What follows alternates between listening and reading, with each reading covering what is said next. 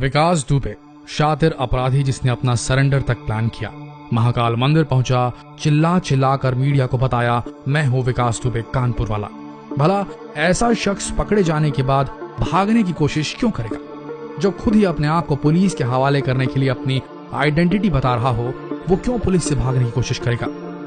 लेकिन police record के हिसाब से अगर माने तो उसने न सिर्फ भागने की कोशिश की, बल्कि एसटीएफ स्पेशल टास्क फोर्स के जवानों से हथियार छीन कर भागने की कोशिश की।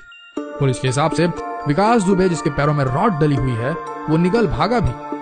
उन्होंने इलाके में कॉम्बिंग ऑपरेशन भी चलाया, यानी कि पुलिस ने, और उसके बाद कई राउंड फायर भी हो गए और तब जाकर विकास दुबे मारा गया। अब सवाल ये उठता है कि जब विकास दुबे को ऐसी मौत मरना ही था तो उसे यूपी में ही पुलिस का सामना कर लेना था, क्यों भागा भागा फिर रहा था दिल्ली, फिर फिरोजाबाद और फिर उज्जैन के महाकाल मंदिर? इतना शातिर अपराधी जिसने जेसीबी लगाकर पुलिस वालों को घेर कर मारा, बड़ी रैंक के पुलिस अधिकारी का भेजा गोलियों से छलनी कर दिया, जिसके नाम भरे पुलिस थाने में राज्य मंत्री की हत्या करने का आरोप लगा हो और वो उससे भी बरी हो जाए क्योंकि गवाही देने कोई नहीं आया, जिसके नाम 60 से ज्यादा केस दर्ज हो और फिर भी साल का 10 करोड़ टर्नओवर हो जिसका भला, वो इतनी छोटी, इतनी नासमझी की हरकत कैसे कर सकता है कि एसटीएफ जवानों से उनकी बंदूकें छीनकर भागने की कोशिश करे, वो भी तब जब पैरों में उसके रॉड डली हो? इतना गलत आकलन कैसे हो सकता है? क्या निष्कर्ष निकाला जाए इन सब तथ्यों का? क्या देश की स्पेशल टास्क फोर्स एसटीएफ के जवानों की पिस्टल छीनना इतना आसान है? क्या इतने शातिर अपराधी को, जो इतने मीडिया प्रचार के बाद भी शहर शहर घूमने में सफल रहा और पकड़ा भी तब गया जब उसने खुद सरेंडर करना चाहा, अपनी चॉइस की जगह चुनी, अपनी चॉइस का समय चुना, क्या वो कानपुर पहुंचते ही बौरा गया जो उसने ऐसी हरकत कर दी? या ये एक प्लान्ड एनकाउंटर था, जैसे पुलिस ने इसी विकास दुबे के गुर्गे प्रभात मिश्रा के साथ किया था? तब भी पुलिस की गाड़ी के टायर पंचर हुए थे और तब भी आरोपी ने पिस्टल छीनकर भागने की कोशिश की थी। कल की हमारी वीडियो में हमने आपको बताया था राजनेताओं और अपराधियों के नेक्सस के बारे में। कल ही हमने खुलासा किया था कि किस तरीके से पूरा सर्किट काम करता है, और आज ये एनकाउंटर हो गया। एक चाल अपराधी विकास दुबे ने चली अपना सरेंडर प्लान करके, और क्या पता, शायद शायद शायद आखिरी चाल पुलिस ने चलती और एनकाउंटर हो गया। क्योंकि खुद देश के बड़े बड़े टेलीविजन चैनल्स के रिपोर्टर्स ने दावा किया कि उन्हें पुलिस के काफिले के साथ जाने से रोक दिया गया। प्राइवेट गाड़ियों की चेकिंग शुरू कर दी गई ताकि हाईवे खाली रहे, और उसके बाद ये वारदात हो गई। आसपास के लोगों ने गाड़ी के एक्सीडेंट की आवाज नहीं सुनी, लेकिन गोलियां चलने की आवाजें जरूर सुनी। आप सोच के देखिए, कीचड़ से सनी जगह पर एक ऐसा अपराधी जो लंगड़ा कर चलता है, वो एक एसटीएफ जवान से उसकी पिस्तौल छीनकर भागने में सफल हो पाएगा? ये सोचने वाली बात है। क्या इतने खुखार अपराधी के हाथ भी नहीं बांधे गए थे जो रेगुलर प्रोटोकॉल होता है?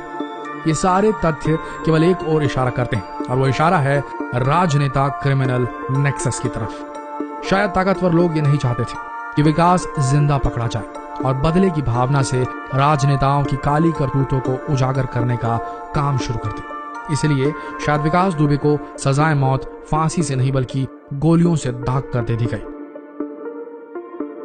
सोचने वाली बात यह भी है कि जहां एक आम आदमी पर अगर एक भी मुकदमा दायर हो जाए क्रिमिनल वाला, तो उसका रिकॉर्ड खराब हो जाता है। जिंदगी भर के लिए, जिंदगी भर कोर्ट कचहरी के चक्कर काट काट कर घर वालों की जूतियां घिस जाती हैं, फिर भी बेल नहीं मिल पाती। वहां ऐसा क्या फायदा पहुंचा दिया था विकास दुबे ने सिस्टम को कि 60 मुकदमे होने पर भी शान से घूमता रहा? राज्य मंत्री जैसे आला राजनीतिज्ञ को मौत के घाट उतारने के बाद भी कोई कुछ नहीं उखाड़ सका उसका। कौन दे रहा था विकास दुबे को इतना प्रोटेक्शन, इतना संरक्षण, और किस लिए? वजह जो भी रही हो, लगता है विकास दुबे अब उन लोगों को फायदा पहुंचाने में नाकाम रह गया था, तभी तो उसका यह हश्र हुआ। दोस्तों, राजनेता मैनिपुलेट करते हैं पूरे सिस्टम को, पूरा सिस्टम उनके हिसाब से चलता है। एक होते हैं राजनेताओं के अफसर, पेड ऑफिशियल गुर्गे, है ना। सरकारी मुलाजिमों को तो भाई इन राजनीतिक दबंगों के चक्कर काटने ही पड़ते हैं, कभी प्रमोशन तो कभी ट्रांसफर लगा ही रहता है। तो जी तोड़ मेहनत कर अफसर बना अधिकारी हो या मोटी घूस देकर ज्वाइनिंग पाने वाला अफसर, सब लगे रहते हैं नेताजी लोगों को संतुष्ट करने में। ये तो हो गई आम आदमी की बात, लेकिन इन नेताओं की पकड़ सिस्टम पे तब और मजबूत हो जाती है जब ये अपनी काली कमाई की पगार में रख लेते हैं इन क्रिमिनल्स को, वो काले कारनामे अंजाम देने के लिए जो ऑफिशियल सरकारी अफसर नहीं कर पाते। उसमें लोगों को एक पर्टिकुलर पार्टी के लिए वोट देने के लिए लालच देने का काम हो या डराने धमकाने का काम, ये पेड क्रिमिनल्स सब नेताओं के इशारे पर करते हैं। बदले में क्या मिलता है?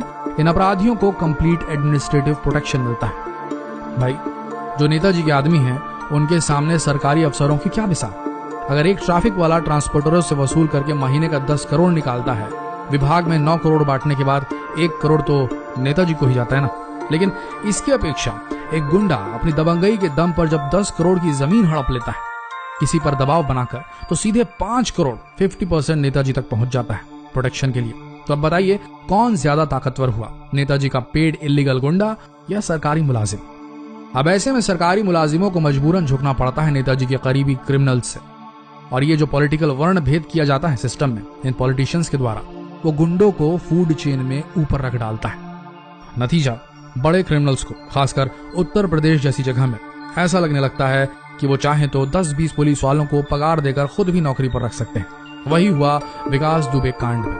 जब एक पुलिस वाले ने विकास दुबे के खिलाफ आवाज उठानी शुरू की तो ईगो हर्ट हो गया विकास दुबे का और कर दिया कानपुर एनकाउंटर। उत्तर प्रदेश पुलिस का एनकाउंटर हुआ एक अपराधी के हाथों। तो दोस्तों, विकास दुबे का एनकाउंटर कोई खुशियां मनाने का मौका नहीं है, बल्कि ये चिंतन करने का मौका है कि कौन है वो जिसकी वजह से ये टुच्चा गुंडा, जिसने अपनी ही कॉलेज के प्राध्यापक को मारकर जुर्म की दुनिया में कदम रखा था, कौन है वो जिसने विकास दुबे और इसके जैसे कईयों को खड़ा किया।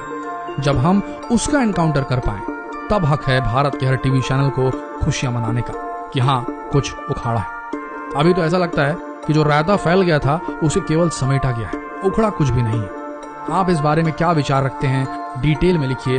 हो सकता है आपके विचारों तेजक कमेंट पढ़कर हमें भी मन करे कॉन्वर्सेशन शुरू करने का आपके साथ। तो कमेंट कीजिए और इस बड़े सवाल को उठाने वाले वीडियो को शेयर जरूर करें, भला होगा देश का। कम से कम सिस्टम कितना गंदा है ये तो लोगों को पता चले। शेयर कीजिए इस वीडियो को यूट्यूब, व्हाट्सएप और फेसबुक पर। मिलते हैं अगले वीडियो में, तब तक के लिए आप सबका धन्यवाद।